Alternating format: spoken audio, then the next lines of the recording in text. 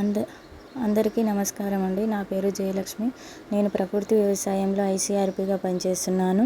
ఇప్పుడు kitchen gardens ఏ విధంగా వేసుకోవాలి, ఇంతకుముందుకు మనం 4 కిచెన్ గార్డెన్స్ వేయించుకున్నాం కదా.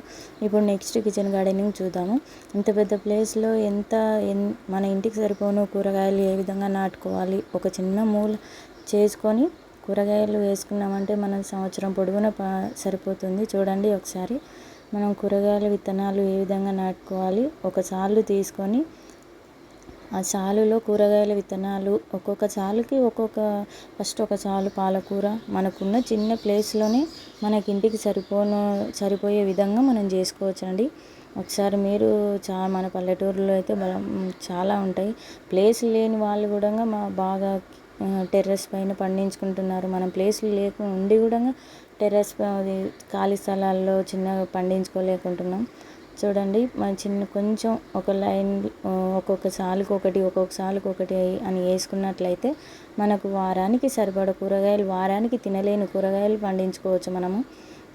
చూడండి, ఫస్ట్ బెండకాయ, మటిక, సోర, బీర, కాకర, టమాటో అన్నీ ఏవి మనకిష్టం, మనం ఏ కూరగాయలు కావాలనుకుంటామో అవే కూరగాయలు పండించుకోవచ్చు. మనం ఫస్ట్ ఒక సాలు కూరగాయ విత్తనాలు నాటుకున్నామంటే నెక్స్ట్ ఒక సాలు ఆకుకూరలు, ఒక్కొక్క సాలు తీగ జాతివి, ఒక సాలు చెట్టువి అట్లా వేసుకున్నామంటే మనకు సంవత్సరం పొడవునా సరిపోతుంది. ఎంతో ఖాళీ స్థలాలు ఉంటాయి కదా, మనం వేసుకున్నామంటే చూడండి మీకు ఎన్నో ఖాళీ ప్లేస్లు ఉండొచ్చు. ఇట్లా ఒకసారి ప్రయత్నించి చూడండి. ఇంతకుముందుకు లాస్ట్ ఇయర్ వేసిన వంకాయ అది ఇప్పుడు బాగా కొంచెం మళ్ళీ కోసేస్తే ఎగురు వచ్చింది.